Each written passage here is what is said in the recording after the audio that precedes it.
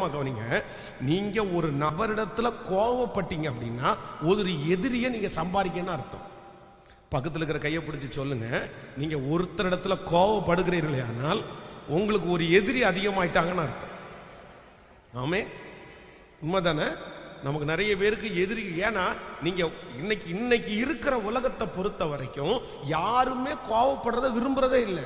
பிள்ளைங்க கூட விரும்புறது இல்லை. பாருங்களேன், அப்படியே ஏதாவது ஒன்று தப்பு பண்ணிட்டான்னு வைங்களேன், நம்ம பசங்களே ஏதாவது தப்பு பண்ணிட்டா ஏன் இப்படி பண்ணிட்டு இருக்கா அப்படின்னு கோவப்பட்டு ஏதாவது பேசணும்னா என்ன சொல்ல தெரியுமா? எதுக்கு இப்போ கோவப்படுறீங்க, எதுக்கு இப்போ கத்துறீங்க, இப்போ என்ன ஆகிப்போச்சு, என்ன பண்ணுறோம், எதுக்கு இப்போ கோவப்படணுங்க? அமைதியாக பேச வேண்டியதுதானே? ஏன் பொறுமையாக பேச நான் கேட்க மாட்டேன்னா? நான் என்ன கேட்காத பிள்ளையா? கேள்வி கேட்குறான் பாருங்களேன். அப்போ சின்ன பிள்ளைகளுக்கு கூட என்ன பண்றது பிடிக்கல அப்படின்னா கோவப்படுறது. சாஃப்டா பேசுங்க, நீங்க எதுக்கு இப்படி கோவப்படணும் அப்படின்னு. அப்போ நம்ம ஆண்டவருடைய பிள்ளைகளா இருக்கிற நாம் கோவப்படலாமா? அதனால தீமை செய்வார்கள், நமக்கு விரோதமா இருப்பார்கள்.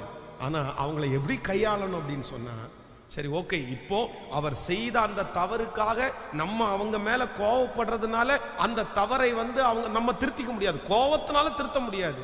ஆனா ஒன்று, அன்பினால அதை திருத்திட முடியும். நம்ம அமைதியா போயிட்டோம் அப்படின்னா நம்ம பக்கம்தான் ரொம்ப ஜெயம்.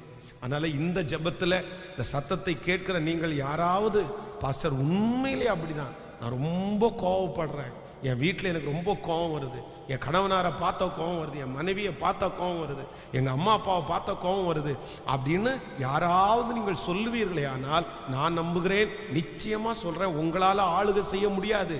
நீங்க ஒரு தலைவனாய் தலைவியாய் மாற முடியாது, இந்த பூமியை சுதந்திரிக்க முடியாது.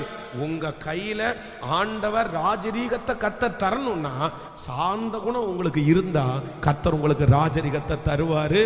நீங்க சாந்த குணம் உள்ளவர்கள் தான் ஆசீர்வாதத்திலே பூமியை சுதந்திரிப்பார்கள்.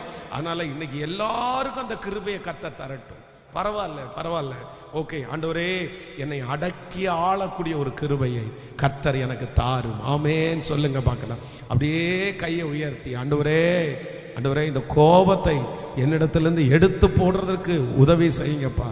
ஆண்டவரே, நான் கோபம் கொண்டு நான் நிறைய பாவம் செய்திருக்கிறேன், கோபத்தினால என் வாயிலிருந்து நான் பேசியிருக்கிறேன், கோபத்தினால என் கையினால நான் செஞ்சிருக்கிறேன், கோபத்தினால எத்தனை பொருட்களை நான் நிக்கிரகம் பண்ணியிருக்கிறேன்.